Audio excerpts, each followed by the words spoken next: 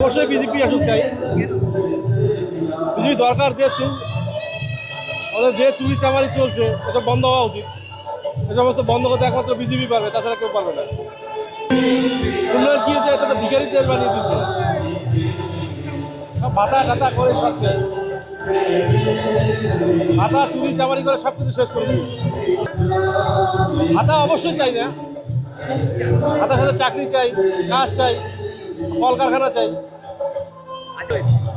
সবই গেল, চোর চামার তো সবই তো চোর চামার। সব ক্ষেত্রে গ্রামের রাস্তা থেকে শুরু করে সব কিছুতে এমন কোনো একটা জায়গা নেই যেখানে দুর্নীতি নেই। 26-এ বিজেপি সরকার আসুক, এটাই চাই। হ্যাঁ, আমার গোসানি বাড়ি। আমার নাম রীতি সুন্দর বাড়ি।